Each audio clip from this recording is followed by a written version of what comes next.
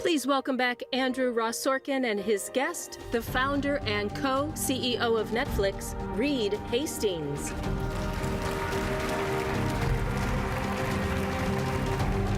Thank you, sir. Reed Hastings doesn't need an introduction.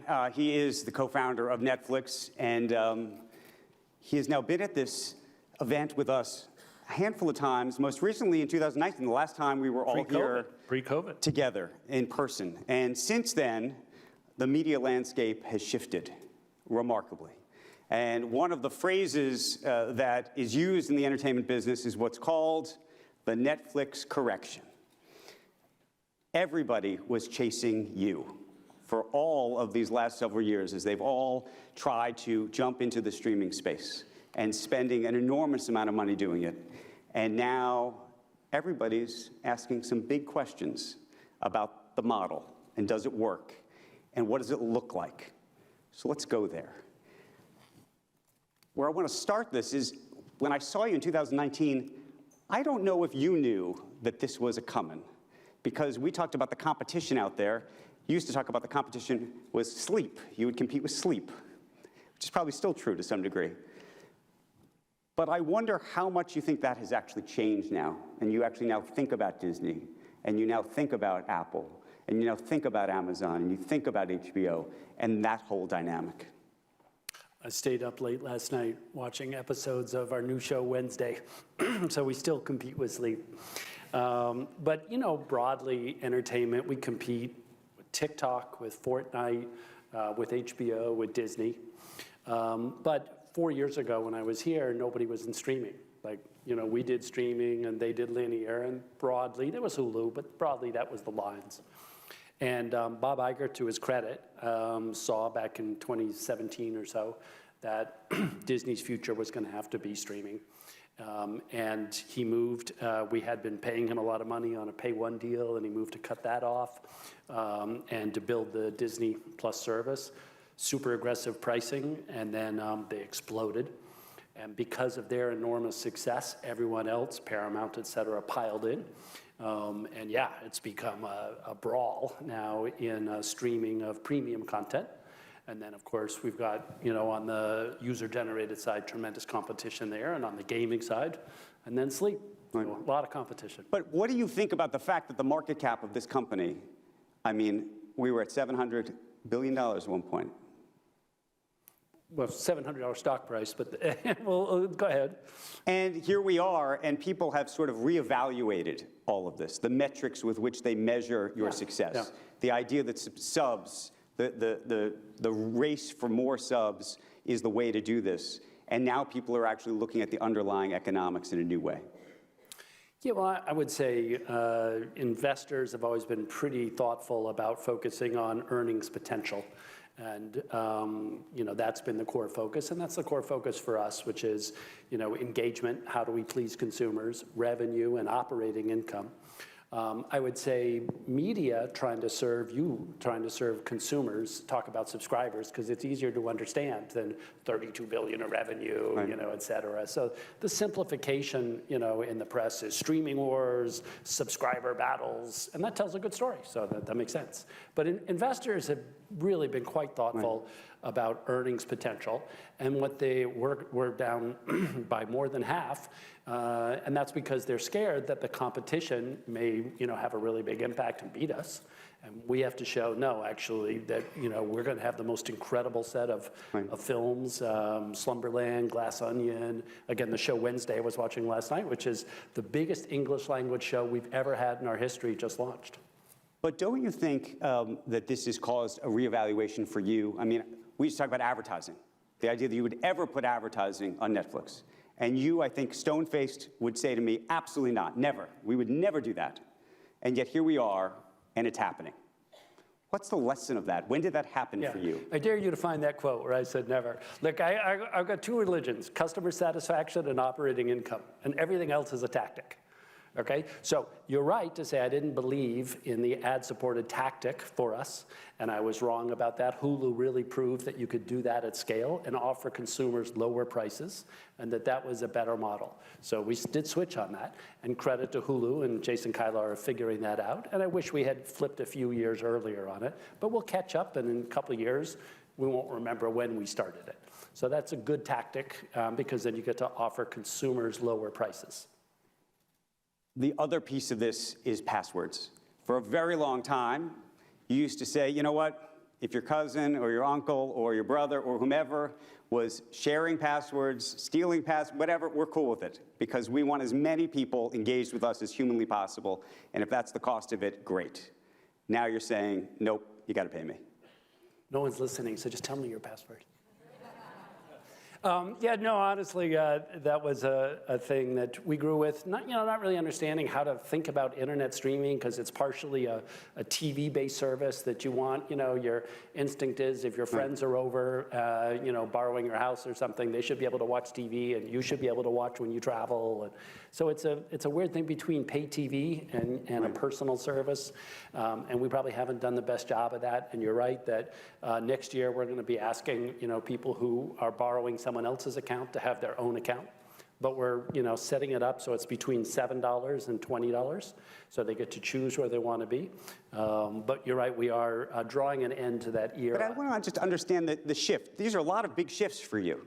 And what happened, meaning you weren't doing this because I would argue you wanted to. You were doing this because you felt you had to, because growth had slowed, because the market had said, this isn't working the way we thought it was going to work. The valuation was too high. Just bring us inside that. Well, let's see, on the account sharing, we kicked off the big effort in 2019. So, we were growing at record levels then. So, but we recognized, look, account sharing, when you share with your spouse that you live with, it's fine. But when you share with your cousin who's across the country, that's a little different. And so there's some nuance there.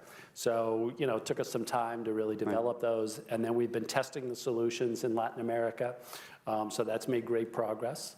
And then on advertising, that was really driven to credit to our CFO, who joined us, who knew a bunch about Hulu and was like, look, this model works. We got to pay attention. But were you pushing back?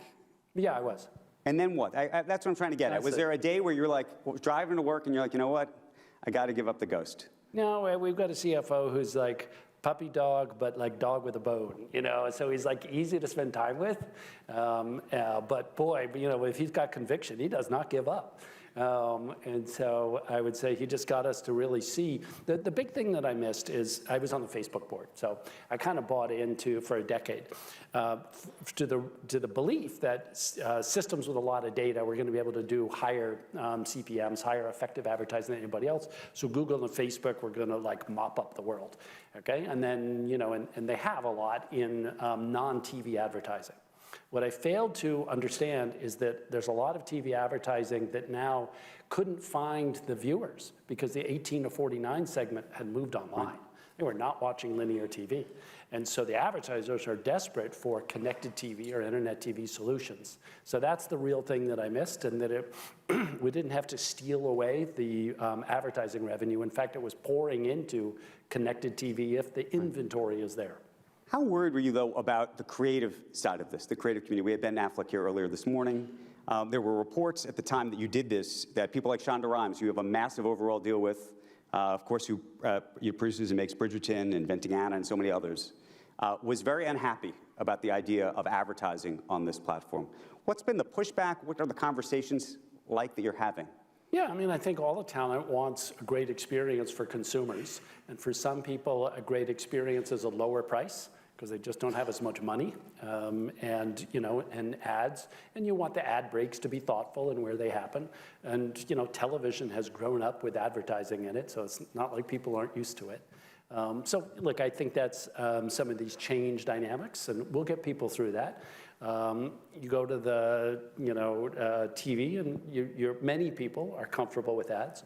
But Netflix will have a non-ad option. That's our current model. So you're going to be able to choose. You don't have to get ads. Right now, you get ads on the $7 plan. I want to talk a little bit about the chessboard that is the media landscape. Yep. And there's been a lot of speculation even about the future of Netflix. One of the things you did as it relates to advertising was you partnered with Microsoft. You had talked, I understand, to Google at one point. You had also talked to Comcast at one point. Why did you choose to go with Microsoft? And does it portend what I think some people have speculated about, that perhaps long-term you would actually merge with them?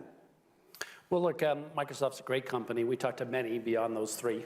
Microsoft was very strategically motivated. But they'd never been in this business before. That's what they're strategically motivated, you know, because they're not in the business and they want to be in it.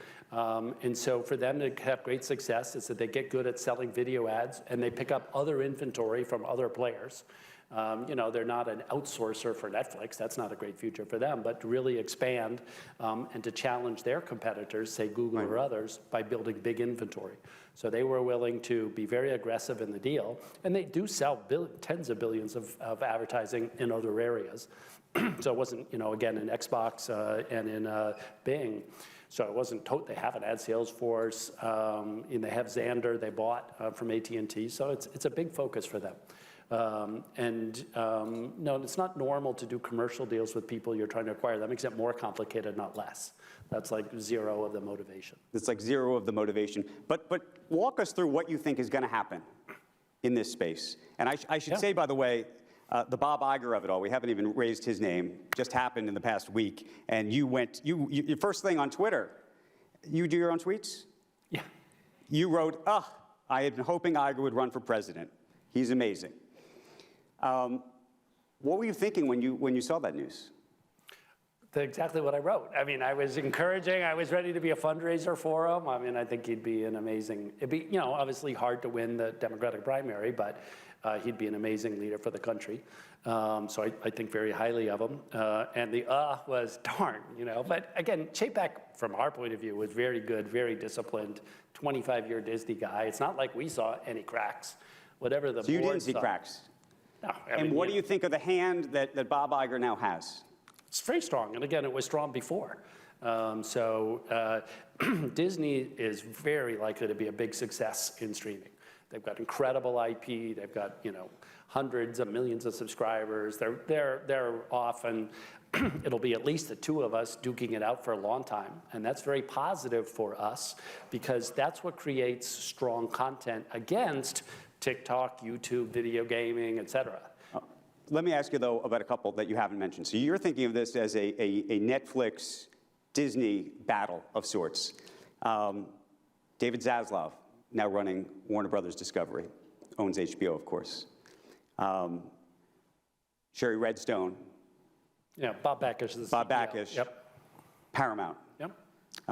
Comcast, Peacock. parent company of NBC, which of course owns CNBC, I should say, and Peacock.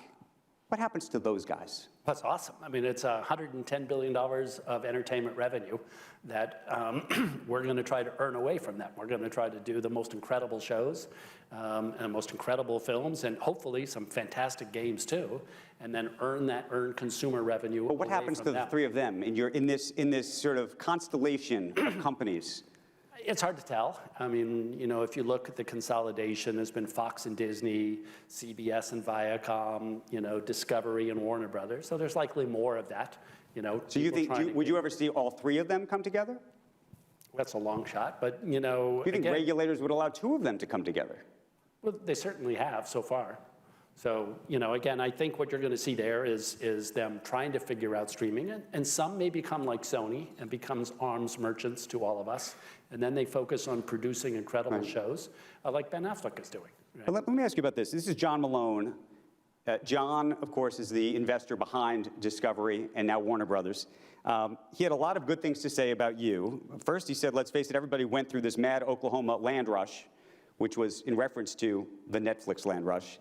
And he said, Reed Hastings shareholders should build a huge monument. He got out in the lead, saw the opportunity, exploited the opportunity, and went for scale.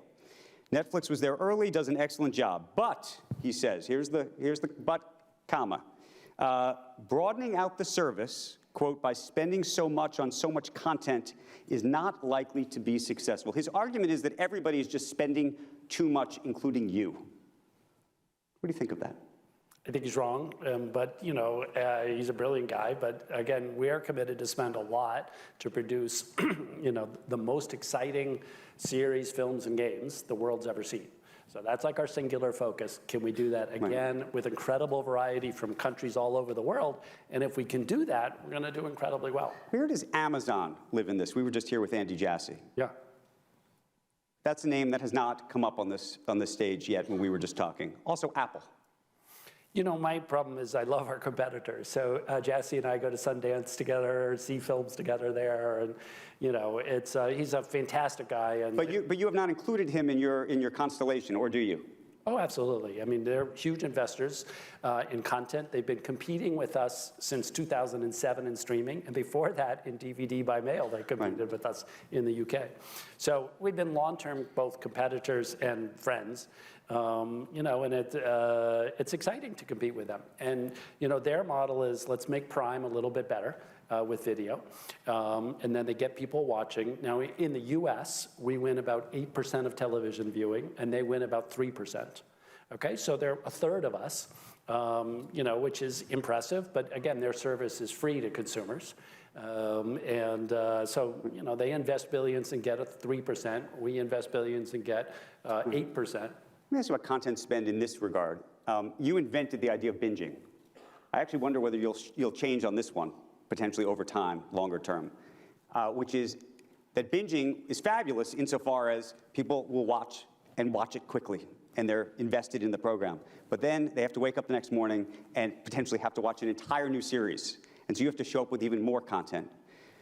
A lot of the old model, as you know so very well, was to effectively window it. It would air on Sunday night. The next episode would air the next Sunday night. You could drag somebody onto your service over the course of a 10 or 12 week season, and you'd capture them for 3 months. In your model, you might capture them for 2 nights. Do you see a period of time where you could say to yourself, you know what, enough of this. We're going to actually air a show on Sunday night or Wednesday night or Friday, whatever. And I think you're already starting to do this a little bit. I saw this with Stranger Things. Andrew, 20 years ago, you could make a business of selling yesterday's news. And that was a big business. Whoa. Okay? Whoa. And the gloves come off the opposite direction. Now that's not a viable business model, right? You got to sell today's news. Well, is it? You guys are doing fantastic at it. 10 million subscribers. It's awesome and growing, so I'm thrilled for you. And think about binge viewing. Wow, where's it's like A.G. I'm selling Sulzberger? today's shows. He should get up there. Our model is we do a show every week, right? And you've got a new great show that you get to watch. And we don't have to stretch it out. Now, if you've only got 3 shows that are great, you better stretch it out. So that's where our competitors are, right? So they're trying to say, oh, it's better to stretch it out. So you just ask people, would you rather read yesterday's news or today? Would you rather have binge viewing or not? Well, let me ask you then this, because it goes back to this sort of windowing model. We were actually talking to Ben about this earlier. You guys, by the way, have the Knives Out sequel, Glass Onion, out in theaters, and apparently made a bunch of money. We did. But there's a question, which is to say, should have you gone wider with that? Was there money left on the table? Lots. Lots of money left on the table. How much money do you think? Why did we do that? But because we were interested in customer satisfaction on our service. So with film, we released it typically in film festivals early to stimulate conversation and demand, right? But not to fulfill that demand, except when it launches on Netflix and everybody watches. So our week in the theaters with a small number of theaters has done exactly that. Everyone's talking about it. It's exciting about Glass Onion. It's going to be huge. And December 23rd, the whole world's going to get to see it. And I think it'll be one of our biggest films. And so it's a promotional tactic like film festivals. And if it works well, we'll do more of it. But is there ever going to be a day where, so this went to 638 theaters across the country. Right, where a big release in the US is 3,000. Right. Could you see a day where you would do a week at 3,000 or 2 weeks? 2 religions, member satisfaction and operating income. So that's what we're focused on. So we use this as a promotional technique, so then more people watch it on Netflix, because that's member satisfaction, right? We're not trying to build a theatrical business. We're trying to get people so excited and break through the noise that everybody's like, oh my God, when is, I didn't see Glass Onion that week it was on, and everyone's talking about it. When is it going to come? And it's then everyone's going to watch it, December 23rd. We talk about live. That's new. That's new. That's new. That's more like being TV. I remember when Ted Sarandos famously said, the goal is to become HBO faster than HBO can become us. Well, we finished that. That was back in 2013. Oh, you finished that one. Yeah, we're moving on from there. Look, live's going to be great for us for doing contestant shows, comedy specials. We'll experiment with it. But, there's a lot of speculation that we're doing that because of sports. That's not show. We're really focused on series, films, and games, which all have creative risk, right? We have to spend 20 to 200 million developing a property, and then sometimes it works great, and sometimes it doesn't. The reason I mentioned the Ted Sarandos quote is, you remember HBO's slogan is it's not TV, it's HBO. Are you trying to become not just HBO, but to become TV? And what does that mean? And the reason I say that is you're going to have this live programming. You're going to start to have more sort of broader sitcoms. You're going to have more what I describe as network sitcoms even, procedurals and the like. It's a shift, and I wonder what that brand means to you today as it may have related to what you thought it meant 3, 4, 5 years ago. Well, we want the brand to be the most exciting entertainment on earth, the place you go when you really want emotional stimulation. And for us, that's around film, series, and games. 2 of those we're strong in, 1 we're just beginning on games. And the fact that people, if you look at the Nielsen data, YouTube on TV is equal to us in viewing. There's a lot. That doesn't mean we're going to get into the user-generated business, right? And then there's sports, and there's news. So there's a lot of things on the big screen. But again, what we want to do is embody the most exciting entertainment on earth, be the best creative company. And that's why Disney is so inspiring to even be in the same league as them, because they're such an amazing creative company. Where are you on sports? We were talking to Jay Jassy. He's doing sports. Apple's now doing sports. No sports for you yet, or at least classically.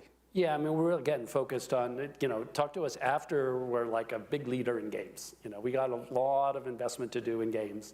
And what does that mean when you say, there's the mobile gaming piece of this? Mm-hmm. You're now partnered with Microsoft. Microsoft now is selling Xbox streaming, where you can actually play straight off of a television, ostensibly. Yeah, from the outside, it's odd because, again, we build on Amazon Web Services, right? That's what all those services based on, and we compete with them. And that's been true from the beginning, that we compete with them and we rely on them.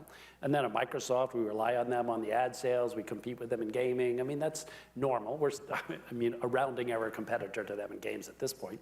But, we are focused, partially in mobile games, and we've done some acquisitions there, which is also a new thing for us. Last 3 years, and we want to have incredibly compelling mobile games that are really most mobile games have a lot of upsell. The monetization strategy is to get you to spend money to get clothing or weapons or these things, and that distracts from the engagement. And our theory is we can build games just around engagement that are really awesome. But do you anticipate being in the gaming business on TV eventually? Sure, on TV, that's just a screen, yeah. And we'll have, lots of games that are mobile-based. We'll have some that are TV-based. And, in the modern world, like Fortnite, it's on all the platforms. Right.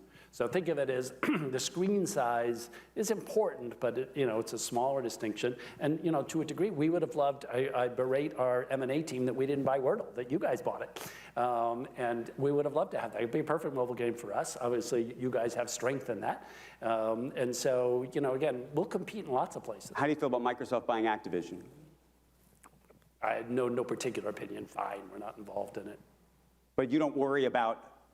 This is a big sort of regulatory question about companies. We were talking to Andy Jassy about this earlier, that the idea of companies that may not actually be in a business, they actually are in the gaming business already, but may not have an overwhelming stake in a business yet, but are able to use the profits of one side of their business to effectively get into another business. Good, bad thing? How do you think about it? For society, it's great, because then you get companies that attack each other. And that creates lower prices. Think about all the companies that are attacking us, right? And that's lower prices for consumers. That's a big positive. So that's what you want. Right. You want them to be aggressive. And think about Tesla getting into trucking. They don't have to do that, but then, it's like new entrants. So, think of it as when companies get outside of think about Mark Zuckerberg. So, I got to see some of your display. I think the world should be saying, thank you, Mark, for advancing this technology. I don't know if it's great for Facebook shareholders. That's debatable. What do you think? He thinks that it is. What do you think? I think I wouldn't bet against him. I mean, it's been an amazing track record that he's had, so it's going to, I think there's good odds for it. But whether it works out or not commercially, it's incredible advance. The technology and the Quest and Quest Pro and they're really moving it ahead. So that's going to benefit all of us. What do you think about, the other part of that conversation was about platforming? Not just platforming people, which is an issue, but platforms like Apple. And we keep talking about it all day. Elon Musk has now gone into battle.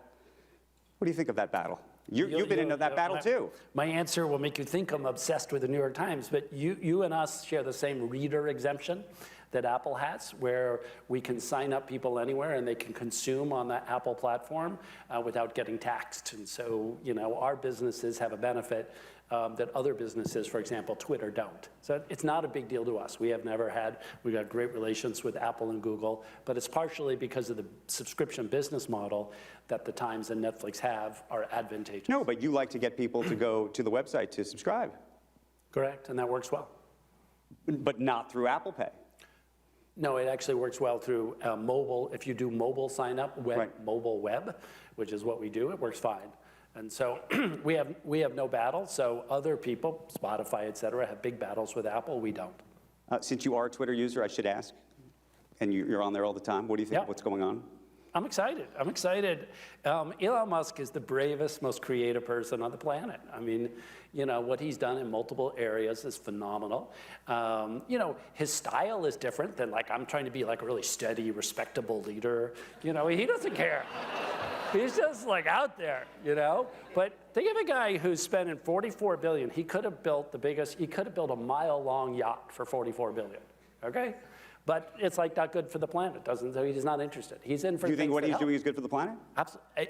I'm 100% convinced that he is trying to help the world in all of his endeavors, okay? And he's trying to help the world in that one because he believes in free speech and its power for democracy and that there's an option. Now, how he goes about it, again, is not how I would do it, but I'm deeply respectful, and I'm amazed that people are so nitpicky on him. Yeah, sure, the blue check mark, he's making a mess of some things or not, but it's give the guy a break. He just spent all this money to try to make it much better for democracy and society, to have a more open platform, and I am sympathetic to that agenda. Well, that's what I was going to ask you about, because Dave Chappelle created some controversy, as you know, on your platform, and we've been talking also about platforming sometimes hate speech or anti-Semitic speech or other kinds of speech. How do you think about that today?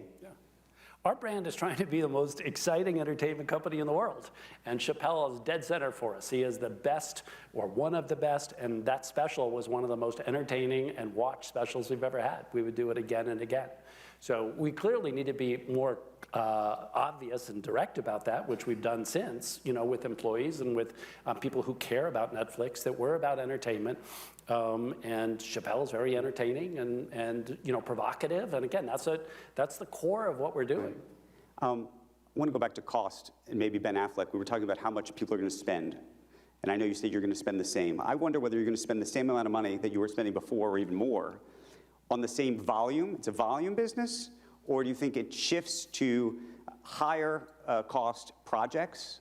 I'm curious how you think about the success of Shonda Rhimes and the Ryan Murphy deal. I'm also curious what you think of the Barack and Michelle Obama deal. Or, for example, you have the deal with Meghan and Harry. Those are very expensive deals. I mean, we have some very expensive deals. We have some other deals that are more speculative. We've got a wide range.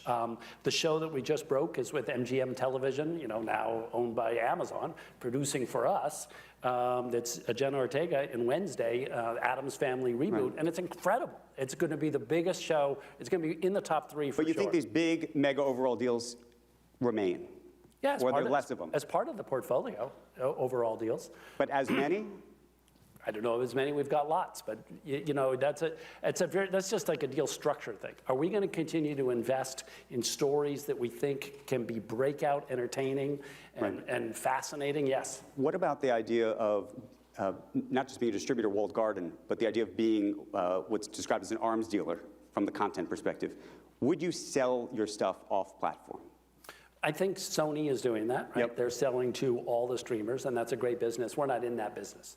We're in the business of building amazing shows and films and eventually games and having them for our members. It's pretty simple business if we do it well. I wanted to open it up for questions. There's a lot of people from the media industry here, and hopefully we can get to them. Let me see if we got some hands around. I see one right here in the front. I'm going to go here if we can get that microphone to him, and then we'll see if we can't take two others real quick, if we can sneak them in, because I know we have Prime Minister Netanyahu joining us in just a moment. Awesome. Go ahead. Claudia Rojas from Toronto, Canada, and thank you for the amazing investments that you've made into Canada. I was talking to Ted, your co-CEO, a little while ago in Los Angeles, and what stood out to me from the conversation is the long-term orientation of Netflix, which I've seen for a very long time. And you commented on Elon Musk, you commented on Mark Zuckerberg. When you think about these founder-run companies, these founder-centric companies that have really allowed America to lead in the innovation space globally, can you speak to the capacity of founder-run companies to plan for the long term in a way in which a hired CEO might be challenged? Yeah, I'd have to say I don't buy that theory at all. I think there's some very long-term thinkers that were not the founder. And sometimes the founders make disastrous mistakes. I've made a few myself. So I think that's unintentionally simplistic way to think about it. And Andy Jassy is wildly long-term thinking. And Amazon's going to stay a long-term oriented company, partially because if you say what you're about long-term, you get the investors that support that. So it's called you get the investors you deserve, okay? And so if you say we're going to make these trade-offs long-term, you get investors who appreciate that, and then you're expected to operate in that way and be successful in that way. Well, I think I answered that. I see Matt Blank up there, former AMC CEO, former Showtime CEO, greenlighter of billions. Get that man a mic. And therein lies the reason I get a free conference administered every year. Reed, how are you? Great. Hey, I want to go back to the cost thing for a moment, because you did something very unusual. It's usually the established players who can spend more to keep people out of the marketplace. You preempted the marketplace by spending more than the legacy players to build your business, and have been incredibly successful doing that. But going back to, keep spending to serve your members as best you can. One of the things that happened as you built this business so successfully is you really raised the cost of playing. You raised the cost per hour significantly. And wouldn't it be in everybody's interest if we could have more control on the cost of playing and still serve those members from a volume standpoint? I mean, if you could deliver the same product you're delivering by being more aggressive on that front, and you told Wall Street and you told your various publics that you're going to save $4 billion a year in doing that, I think you'd make Bob Iger's job, for instance, much easier. Yeah, I would say that the corporations are thrilled and the talent is upset. So it's not a great trade-off. The expansion, so typically television was, $2 to $6 million an episode, and then really big things, early Game of Thrones was 8 to 10. And now you're seeing a bunch of $20 million an hour television, and that's incredibly exciting because it's getting closer to film. Film, you can sometimes see $100 million an hour films that are wildly spectacular. So again, we want to take that up. We know that it does, hurt operating income, but our ability to then attract the best talent like Shonda Rhimes is high, and then, but it does have that effect, and there's no going back. And then now Apple's doing the same play, which is they're like, we'll pay a lot. And we sit around and moan, can you believe what Apple's paying? So again, it comes around, but it's great for talent to be able to see, these amazing, monetization strategies and paychecks. And then you're getting new companies like Ben Affleck's company, wanting to be the next Hello Sunshine and build a great production company and then eventually get bought privately. So, it's creating this very strong artistic ecosystem. I think we have to end it here, unfortunately. I'm going to let Bill Ackman off the hook because I see him up there. He was a big owner of your shares at one point. And I also see Macon Delrahim over here. We should talk some antitrust in just a little bit. But I want to thank you so very much for being here today. Well, I'm so glad to not be in the antitrust part. Thank you so much. you.